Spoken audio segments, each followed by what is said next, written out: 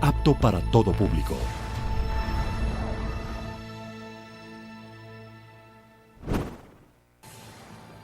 Teleciudadana presenta Entrevista al presidente Rafael Correa con The Wall Street Journal.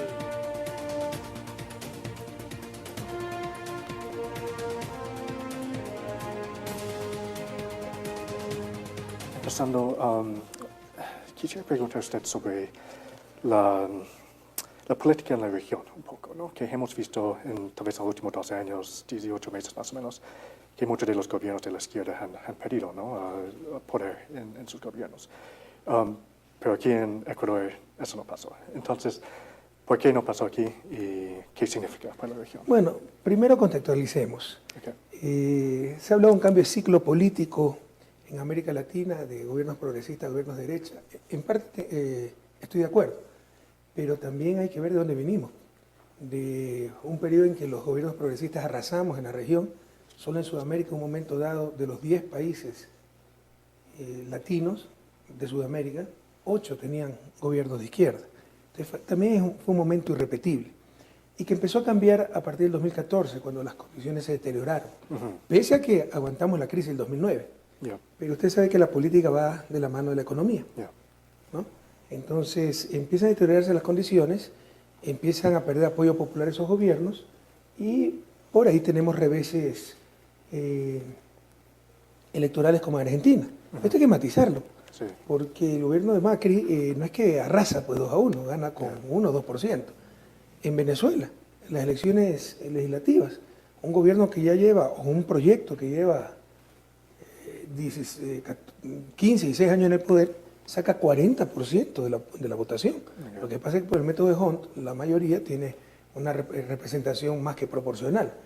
En Brasil, no es que ganaron la elección, fue un golpe de Estado, que la región ha callado frente a eso, pero fue un golpe mediático, legislativo y judicial. Entonces, yo creo que hay que matizar. Sí ha habido reveses, pero primero midiendo desde un punto muy alto, cuando hemos ganado todo en las últimas décadas. Segundo, cuando todavía conservan grandemente los apoyos populares esos gobiernos progresistas. Tercero, con victorias, no solo la de Ecuador, como Nicaragua. Por ejemplo, Nicaragua tenía una victoria importante. Sin embargo, Ecuador estaba en la mira de la región. Y creo que esto marca un alto a ese cambio de ciclo. ¿No? Hemos ganado, ha ganado la izquierda, un proyecto que lleva 10 años en el poder, que ha transformado el país, y creo que es un ejemplo en toda América Latina y vendrán muchos más triunfos de la izquierda. ¿Por qué ganamos? Porque hay legado. O sea, los últimos años han sido terribles, hemos ganado en condiciones muy adversas. 2016 la economía me va a crecer 1.5, porque tuvimos hasta un terremoto. ¿No?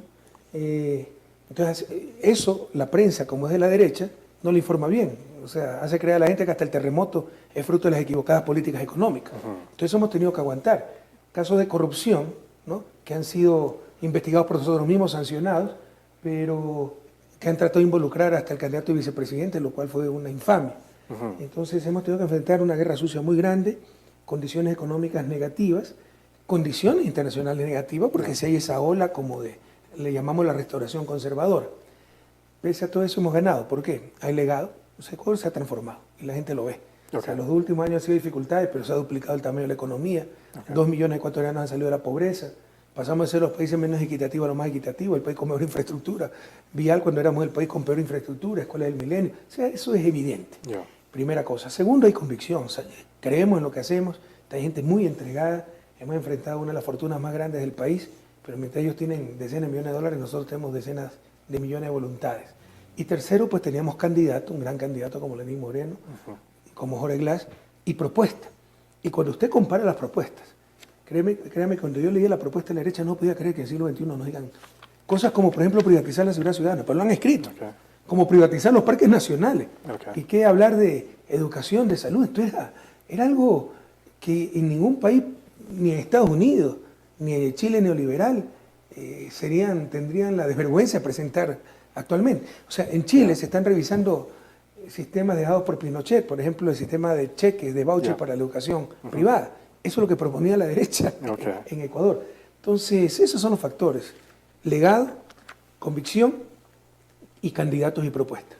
Y usted, entiendo que en la última semana más o menos, cuando llegué aquí, vi las noticias que usted estaba inaugurando unos hospitales, unas escuelas. ¿Eso ayudó para demostrar como, mira, lo que hemos hecho un poco? Qué bueno, porque tal vez lo que no decían es cómo nos criticaron cuando esas escuelas, esos hospitales estuvieron parados varios meses por todo lo que nos cayó encima.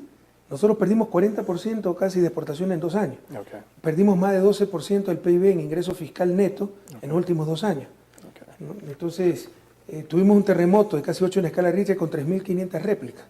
Tuvimos inviernos extremadamente fuertes. Entonces, se pararon algunas obras, nos atrasamos con proveedores, todos los días los titulares.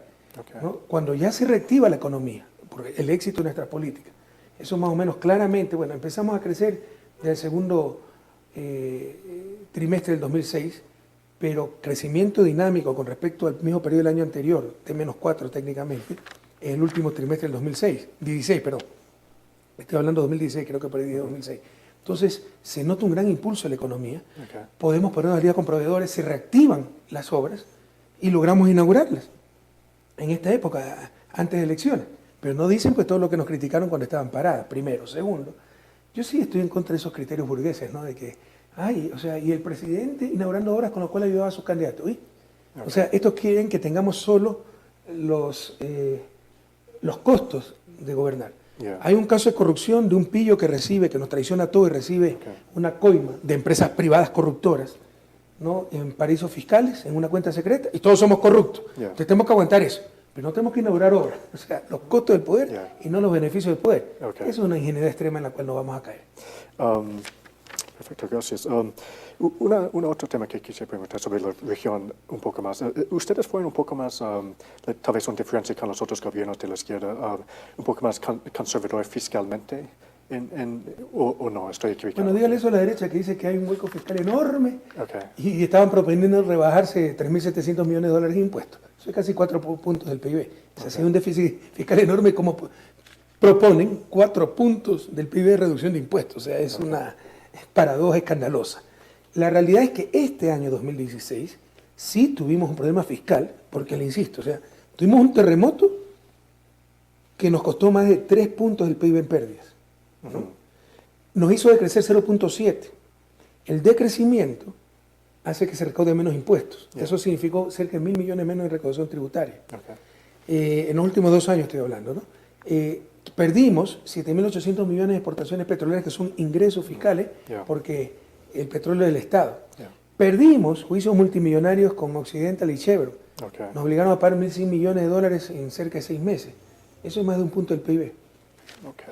Por primera vez en historia no recibimos ingreso petrolero, en la historia petrolera del Ecuador, que llevamos más de 40 años exportadores. A inicios del 2016, nuestro petróleo llegó a $15. Porque se vende con descuento. O sea, en los escenarios más extremos planificamos y llegamos a $20 el barril, llegó a $15. No solo eso, no solo que no recibimos plata, tuvimos que dar 1.600 millones a las petroleras públicas para que no quiebren, como estaban quebrando todas las petroleras alrededor del mundo porque ni siquiera tenían para cubrir los costos de producción. Eso significa una pérdida de ingresos netos fiscal de cerca de 12 puntos. Entonces, por supuesto, eso le va a crear un hueco fiscal por factores externos, un terremoto, por el amor de Dios. Y usted tiene que llenar el bache. Pero, por ejemplo, para este año el déficit es perfectamente razonable. O sea, hemos superado lo que llamamos la tormenta perfecta solo a nivel económico. Añádale litigios internacionales perdidos, añádale desastres naturales. Y, por supuesto, pues, que eso implica, fuera de nuestras decisiones, incremento del déficit fiscal, que lo hemos cubierto con adecuado financiamiento, y ya tenemos la economía estabilizada. Y este año tendremos un déficit fiscal perfectamente razonable para un país como Ecuador, alrededor del 4%. 4%, la economía ha llegado a su piso y... Claramente, todos los indicadores nos demuestran aquello. Indicadores duros, tasa de crecimiento, el último trimestre, tenemos una tasa de crecimiento de 1.5. Corrígeme, por favor, con respecto a T-4. Crecemos con respecto a T-1 y T-4, ya le digo. Con respecto a T-1, 1.5. Con respecto a T-4, ya le digo. Tenemos crecimiento de depósitos, crecimientos de crédito. No, sí, con respecto a T-4, 1.5, y con respecto a T-1, 1.7. ¿Ya? Tenemos crecimiento de crédito, crecimiento de depósitos, hay muchísima liquidez en economía. Eso en cuanto a indicadores duros, ¿no? Crecimiento ya medido. Pero en cuanto a a previsiones macroeconómicas nosotros tenemos modelos de ciclo anticipado y claramente ya llegamos al fondo.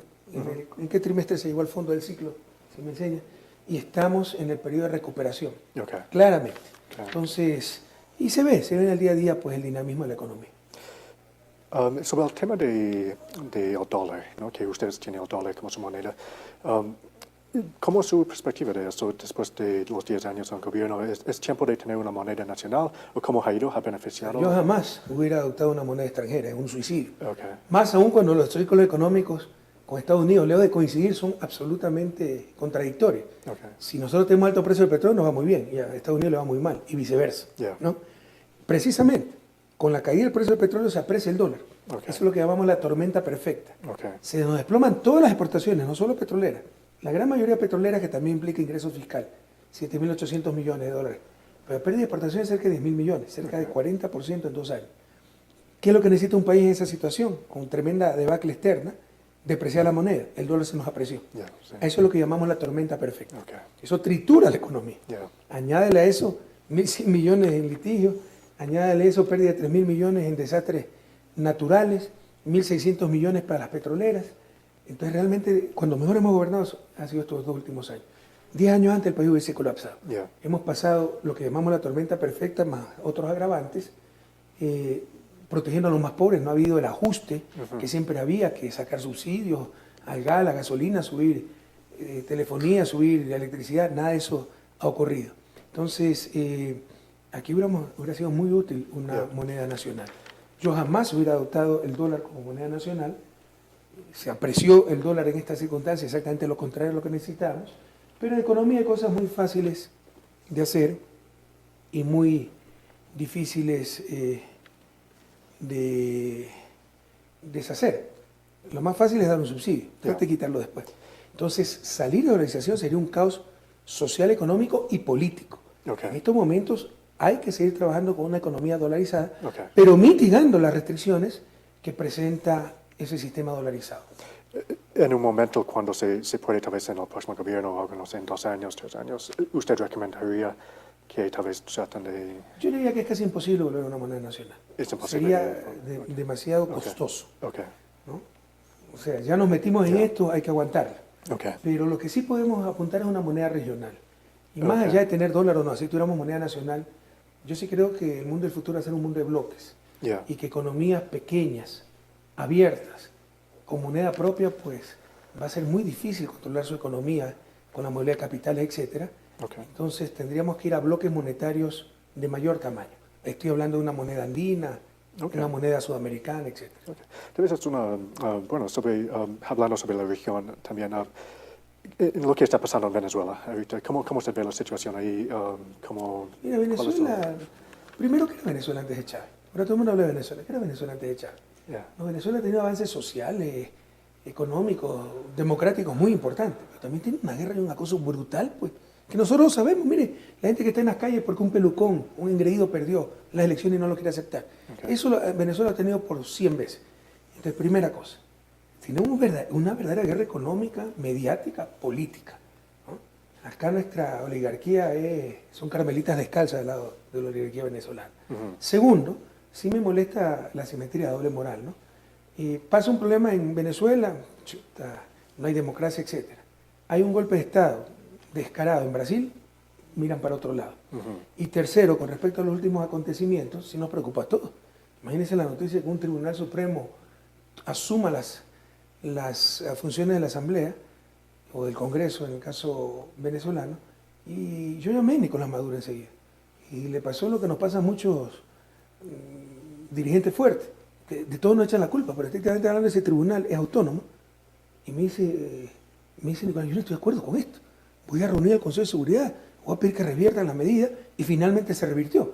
Pero Nicolás no estaba de acuerdo con lo que había pasado. Okay. Es una pugna entre el Tribunal Supremo y Congreso, pero le echaron la culpa al gobierno. Okay. Aquí pasa lo mismo. Yeah.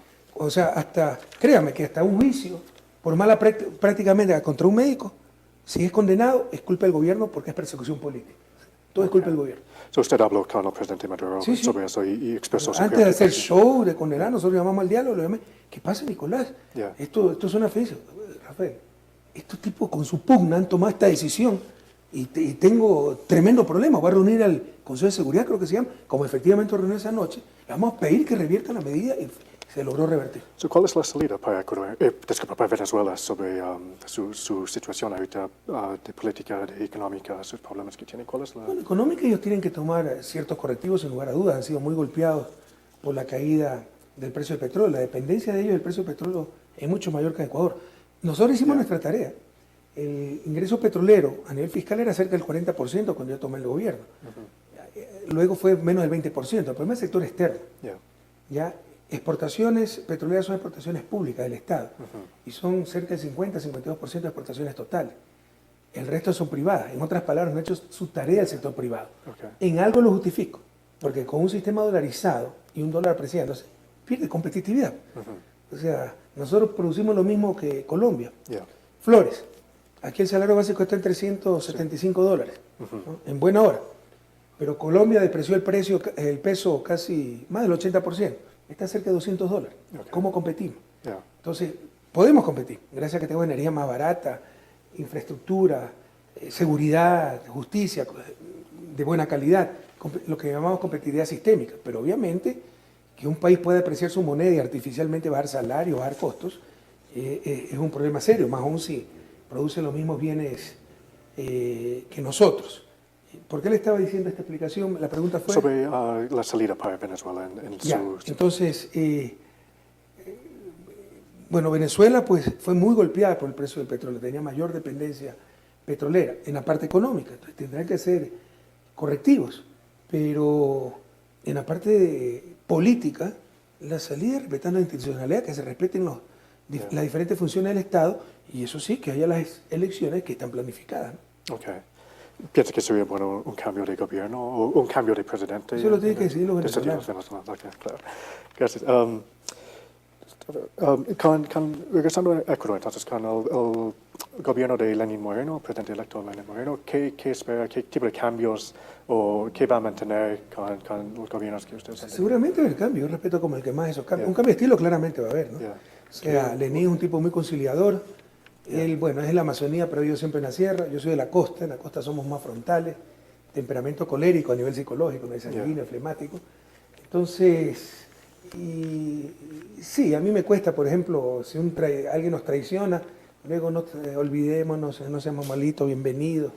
O sea, yo soy más de la escuela de Tomás Borges, comandante sandinista, hombre brillante, ya falleció, que decía, siempre se puede confiar en los traidores, no cambian nunca. ¿Ya? Entonces, hay mucha gente que se apartó del proyecto político por oportunista. Créanme, aquí ha habido gente que se dio a la oposición porque quería ser presidente del Congreso y no lo apoyamos en la Asamblea. Pero obviamente se van y dicen que es porque hemos traicionado sus ideales, cuando a uno le dicen que querían ser presidente de la Asamblea. Entonces, esa gente si se fue por mí, mejor que no regrese. Lenín tiene otra forma de ser y en buena hora, yo creo que es lo que le conviene al país. Eso en cuanto a estilo. Y obviamente, pues en cuanto a equipo, o sea, se ha hablado en la campaña, lo ha dicho Lenín, el cambio verdadero, ¿no? El cambio somos nosotros. La revolución fue el cambio. Sepa usted que un tipo como nuestro opositor, Guillermo Lasso, desde el inicio de los 90 está en los gobiernos. O sea, siempre ha sido la misma argolla la que ha gobernado. Cambiaba la cereza del pastel, el nombre del presidente de la República, por los mismos grupos. El cambio verdadero somos nosotros. Con nosotros había una ruptura histórica de quienes han manejado el poder en el país. Entonces, era la continuidad en el cambio. Y obviamente, ¿qué significa eso? Seguir con las escuelas del milenio, pero hacerlo mucho mejor, hacer muchos más. Entonces, con esos criterios, pues creo que seguirán esas políticas públicas con Lenín, pero obviamente mejorándolas con cambio equipos, corrigiendo errores, etc. Porque fue cerca, ¿no? la elección, ¿no? Fue un par de puntos, ¿no? Entonces, ¿hay una división? ¿Usted ve una división en el país en ese sentido políticamente? Si eso es división, hemos ganado con 2.3%, 230.000 votos de diferencia. Si eso es división, suprimamos las elecciones. Porque, o sea, entonces está dividido Estados Unidos, pues ¿con cuánto le ganó Trump a Hillary?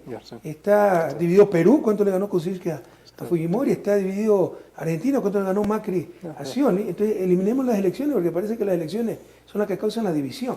Eso es cuando hay inmadurez democrática. Yo le aseguro que hacemos una encuesta, la inmensa mayoría del pueblo ecuatoriano apoya democráticamente al presidente electo, haya votado a favor o en contra porque es el presidente de todos los ecuatorianos, salvo una minoría, un grupo duro, que todos los países de América Latina no tenemos, porque lo peor, usted es norteamericano, lo peor que tiene América Latina es su burguesía. Okay. Ignorante, mediocre, esnovista, entreguista, violenta, antidemocrática. Le interesa un bledo la democracia, Yeah. le interesa sus intereses, perdónenme la redundancia, ¿no? Entonces, esa gente, que son los mismos 3.000 que desde hace 2 años generan graves brotes de violencia, son los que están en la calle, porque es a la brava, por lo que no ganan en las urnas, ellos lo tienen que ganar porque su engreimiento les hace creer que son los dueños del país, del universo y los alrededores.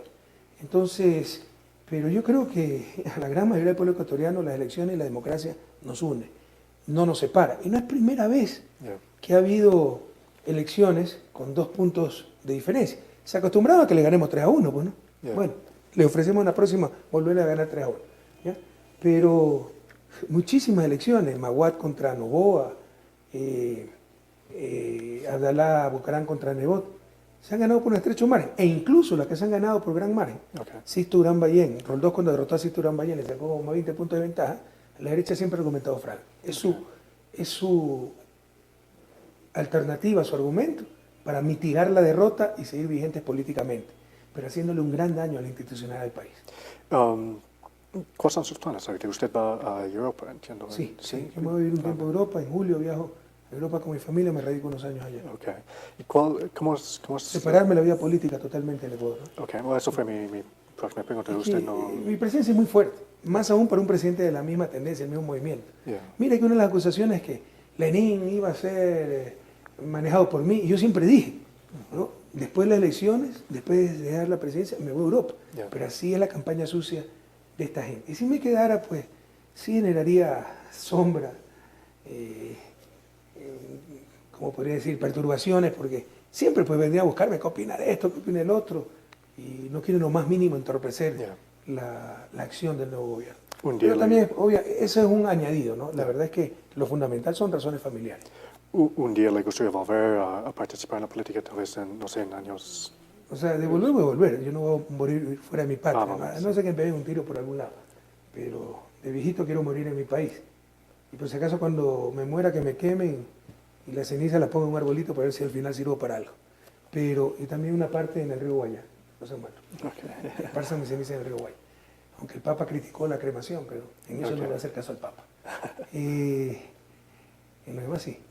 Entonces, sí, unos 4 o 5 años, cuando Miguel, mi hijo menor, a quien quiero disfrutar, la niñez y adolescencia de mis otras hijas, en el gobierno pasó muy rápido, entonces lo quiero disfrutar mucho más a mi último hijo, cuando ya entra a la universidad, Yeah. probablemente vuelva al Ecuador, pero no para No dedicarme a para la la política. política, ok. ¿Cómo usted ve su legado, entonces, después de 10 años de gobierno? Mire, no es mi legado, es el legado de todo un pueblo, porque las cosas cambian por la voluntad de un pueblo. Tenemos un país transformado, pero es contundente, o sea, los datos lo indican.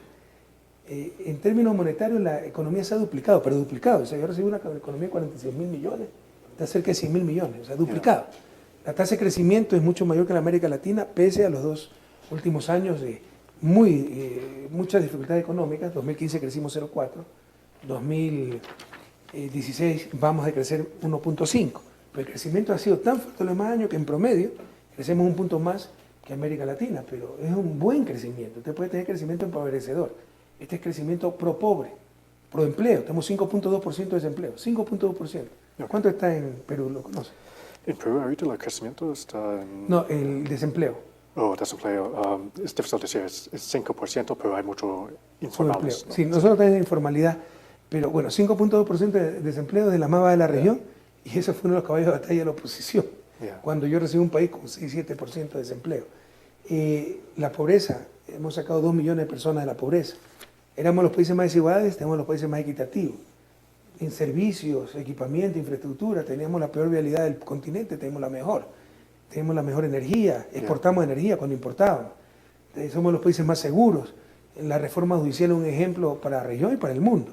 Entonces, sin duda, es un país transformado el que entregaremos ese 24 de mayo próximo, con economía en crecimiento y estabilizada, con una sociedad menos injusta, con un sistema educativo público verdaderamente gratuito, un sistema de salud verdaderamente gratuito, con, yo no diría todavía igualdad de oportunidades, nos falta mucho, pero menos desigualdad de oportunidades para todas y todos. Por ejemplo, ingreso a la universidad en base al mérito, no en base a quién tenía plata para pagar, becas en base a méritos nacionales e internacionales, por ponerle un ejemplo, pues son muchos los ejemplos.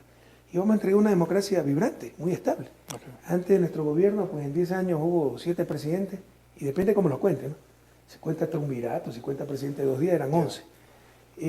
Ahora en 10 años hemos tenido un solo presidente. Hay críticas de la oposición y de algunos ONGs, por ejemplo, sobre los medios de comunicación, la ley de comunicación, por ejemplo, que restringe la libertad de expresión. Dígame dónde la restringe y yo la cambio inmediatamente, porque tengo mayoría en la sala. Pero dígame, para ello restricción de ley de comunicación, restricción de la comunicación es que si dice una mentira tenga que rectificar, porque antes no lo hacía. Okay. O sea, a usted le publicaba una mentira, usted pedía rectifiquen esto, y le publicaban 3 mentiras más para demostrarle que ellos mandaban. Ahora por ley tienen que rectificar. Atentado a la libertad de expresión. No, por fin se frenaron sus abusos.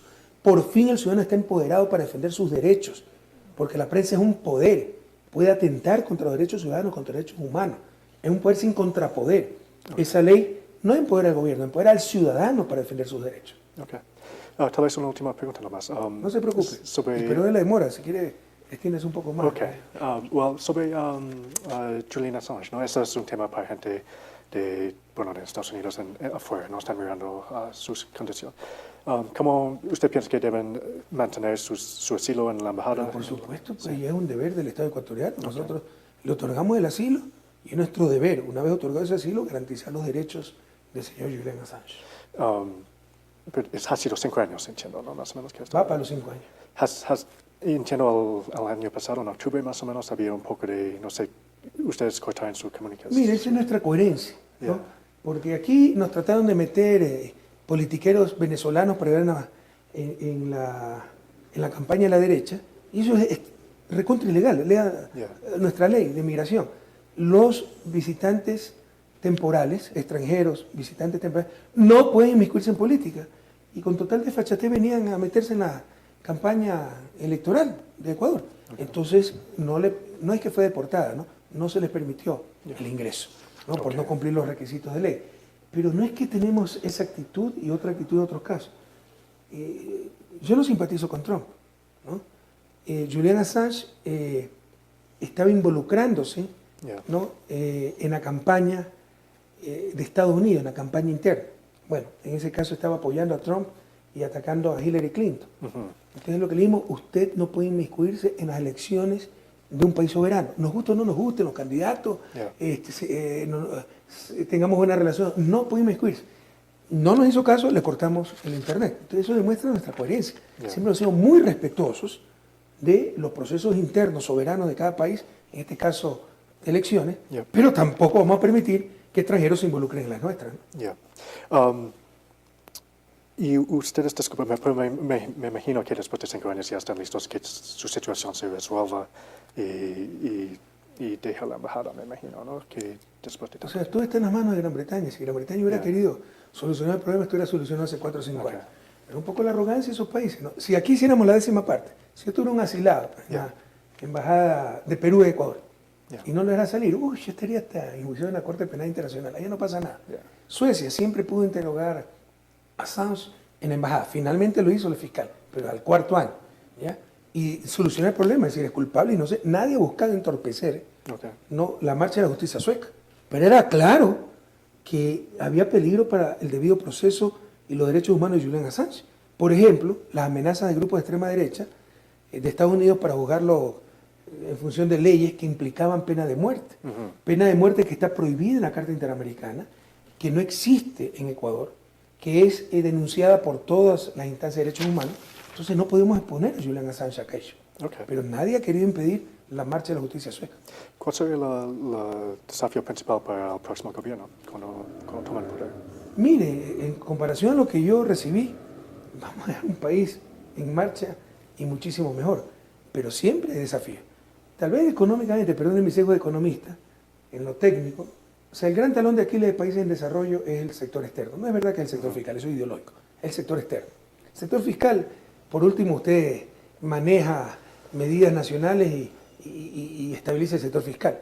Pero usted no puede manejar el mundo para estabilizar el sector externo. Entonces es el cuello de botella. Por ejemplo, si tiene un gran déficit en el sector externo no puede invertir, porque al invertir mejora ingreso, mejora consumo, aumentan importaciones, le estalla el sector externo. Y cae en la paradoja de que no podemos invertir porque no somos productivos, no somos competitivos. Ok. Y no somos productivos, no somos competitivos porque no podemos invertir. Y el círculo perpetuo del subdesarrollo. Entonces, es con lo que más cuidado hay que tener. Más aún, pero 10 veces más, si es que no tiene moneda nacional, que es el mejor instrumento para corregir problemas externos, depreciación de la moneda. Yeah. Entonces, nosotros tenemos que aplicar política comercial para superar el bache de los últimos 2 años. Han funcionado, hemos superado en el sector externo. Eso se llamaron salvaguardias, Ok. ¿ya? Que son tasas arancelarias más altas, temporales. Eso ya cesa en junio, bajan los aranceles. El país está lleno de liquidez por el éxito de nuestras políticas económicas y el dólar está apreciado. Ok. Esa puede ser la fórmula del desastre para que se desboquen, para que se salgan de control las importaciones y tener un grave problema externo. Entonces el próximo gobierno deberá tener mucho cuidado, Ok. ¿no?, en el manejo del sector externo, más aún en un país sin moneda nacional. Regresando a mi primera pregunta sobre los cambios en la política, usted mencionó que esta elección tal vez es un freno al movimiento a la derecha en la región, Sí. ¿no? Recuerdo una entrevista que usted hizo, creo, hace un tiempo, unos meses, hablando sobre la elección del presidente Trump en Estados Unidos podría ayudar a los movimientos Sí. progresistas Sí. en América Latina. ¿Estás todavía de acuerdo con eso? Sí, esa fue mi predicción, pero no es que se evidenció en esta elección. Yeah. Yo creo que hay que dejar pasar un poquito más el tiempo y ver los efectos de la política Trump, sobre todo para América Latina, y se generar esa reacción que se generó con Bush. Si usted ve, la inmensa mayoría de países de gobiernos progresistas llegaron en la época de Bush Jr., Yeah. por lo tan elemental de su política internacional y sobre todo con respecto a América Latina. Creo que un fenómeno similar va a pasar con Trump, pero todavía hay que esperar un poquito que pase el No, tiempo. muchas gracias. por No, gracias a usted. Tele Ciudadana presentó Entrevista al presidente Rafael Correa con The Wall Street Journal.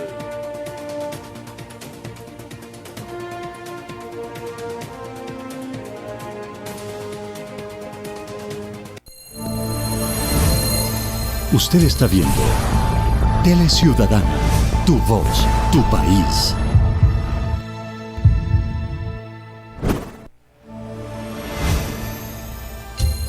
El siguiente programa es